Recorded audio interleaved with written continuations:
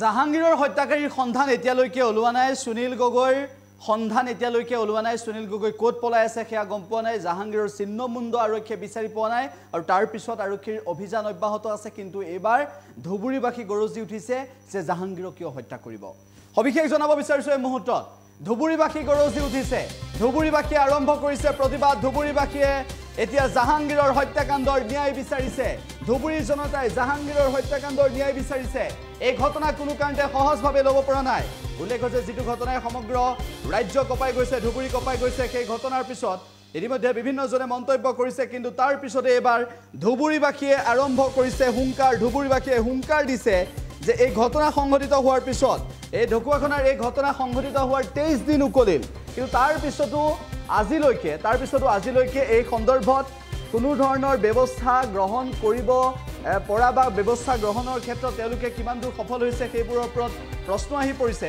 আৰু একেটা সময়তে আমি আপোনালোকক জনাব বিচাৰিছোঁ যে এই ঘটনা সংঘটিত হোৱাৰ পিছত ঢকুৱাখানাত জাহাংগীৰৰ হত্যাকাণ্ড হোৱাৰ পিছত 23 দিন উকলি গ'ল। কিন্তু 23 দিনৰ পিছতো আজি পৰ্যন্ত জাহাংগীৰৰ হত্যাকাৰীৰ সন্ধান উলিয়াব পৰা নাই আৰু এই ঘটনাক লৈ ইতিমধ্যে প্ৰতিক্ৰিয়া অব্যাহত আছে। আমি উল্লেখ কৰিব বিচাৰিছোঁ জাহাংগীৰৰ হত্যাকাৰীৰ সন্ধান আজি পৰ্যন্ত নোলাল। ইয়াৰ পিছত আৰক্ষীয়ে কি ব্যৱস্থা ল'ব। ইতিমধ্যে ধুবুৰীবাসী গৰজি উঠিছে। জাহাংগীৰৰ বাসগৃহত শোকাকুল পৰিৱেশ বিৰাজ কৰিছে। সদৌ গৰিয়ামৰীয়া দেখি জাতীয় পৰিষদৰ সভাপতি হাছিবুল ইছলাম গৈ উপস্থিত হৈছে।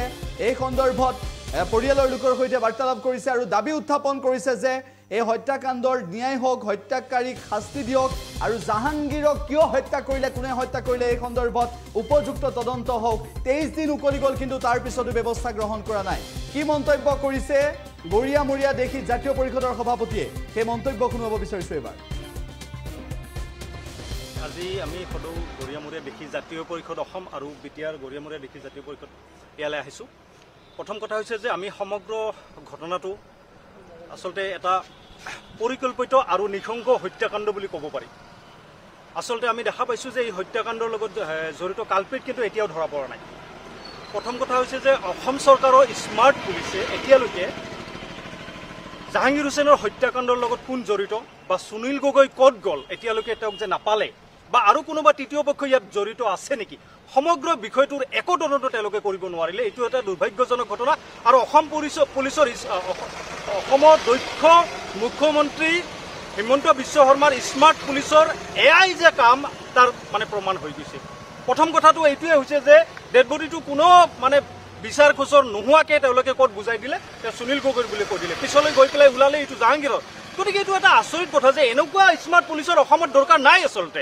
আৰু দ্বিতীয় কথা হৈছে যে এতিয়ালৈকে অসম চৰকাৰৰ পৰা এই বিষয়ত যেতিয়া আমি দেখিছোঁ যে প্ৰথমতে কিন্তু মুখ্যমন্ত্ৰী মহোদয়ে এই ক্ষেত্ৰত টুইট কৰিছিলে, তেওঁ কথা কৈছিলে। কিন্তু ইয়াৰ পিছত কিন্তু জাহাংগীৰ হুছেইনৰ লাছটো হোৱাৰ পিছত কিন্তু মুখ্যমন্ত্ৰী মহোদয়ে এতিয়ালৈকে এই ক্ষেত্ৰত কিন্তু নিশ্চুপ। আমি ধিক্কাৰ দিছোঁ এনেকুৱা মন মানসিকতাক। দ্বিতীয় কথা হৈছে ধুবুৰীৰ যিটো প্ৰশাসন, ধুবুৰী প্ৰশাসনৰ এটা নিলিপ্ত ভূমিকা। ইয়াতে প্ৰশাসনৰ কোনো ভূমিকাই নাই। এটা নিঠুৰুৱা পহল পৰিয়াল, কণ ল'ৰা ছোৱালী আছে, এটা পৰিয়াল ধ্বংস হৈ গৈছে। তেওঁলোকৰ এজনেই উপাৰ্জন কৰা ব্যক্তি আছিলে। গতিকে এওঁলোকৰ পৰিয়ালটোৰ প্ৰতি অকণমান সঁহাৰি জনাই অসম চৰকাৰে এককালীন এটা সাহায্যৰ ব্যৱস্থা কৰিব লাগে। আমি গৰিয়ামৰীয়া দেখি জাতীয় পৰিষদ লগতে বিটিআৰ জাতীয় গৰিয়ামৰীয়া দেখি জাতীয় পৰিষদে 20 লাখ টকাৰ এটা 20 লাখ টকাৰ সাহায্য প্ৰদানৰ আমি দাবী কৰিছোঁ। আৰু লগতে ধুবুৰী প্ৰশাসন যেনেদৰে শুই আছে তেওঁলোকে এই শুৱা পাতিৰ পৰা উঠক আৰু পৰিয়ালটোৰ খবৰ লওক। আৰু এই সমগ্ৰ বিষয়টোত কোন কোন জড়িত আছে অনতিপলমে ইয়াৰ বিচাৰ কৰি তৃতীয় পক্ষ, চতুৰ্থ পক্ষ, পঞ্চম পক্ষ যোনে নাথাকক ইয়াৰ মানে তদন্ত কৰি আৰু এটা উচ্চ পৰ্যায়ৰ তদন্ত আমি বিচাৰিছোঁ। অনতিপলমে যদি ইয়াৰ ব্যৱস্থা নহয় আমি সদৌ গৰিয়ামৰীয়া দেখি জাতীয় পৰিষদ, বিটিআৰ গৰিয়ামৰীয়া দেখি জাতীয় পৰিষদ তীব্ৰ আন্দোলন কৰিম। আৰু এই দুৰ্ভাগীয়া পৰিয়ালটোৰ লগত যেতিয়ালৈকে ন্যায় নাপায় আমি এই দুয়োটা সংগঠন এই পৰিয়ালটোৰ কাষত উপস্থিত থাকিম। জয় অসম, ধন্যবাদ।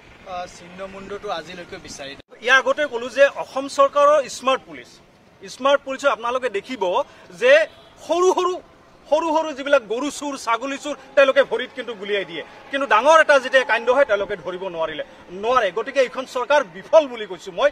আজি জাহাংগীৰ হুছেইনৰ এই কাণ্ডটো হোৱাত কিমান দিন উকলি গ'ল কিন্তু আজিলৈকে কোনো পক্ষকে বিচাৰি উলিয়াব নোৱাৰিলে। তেওঁ কোন জড়িত হৈছে তেওঁলোকে বিচাৰি উলিয়াব নোৱাৰিলে। গতিকে অসমৰ ৰাইজে কাক বিশ্বাসত ল'ব, কেনেকৈ চলিব অসমত। কিন্তু সৰু আপুনি চাব বেপাৰীক তেওঁলোকে ভৰিত গুলিয়াই দিয়ে। গতিকে মানুহৰ আৰু বুজিবলৈ নাই ইয়াতে কি হৈ আছে।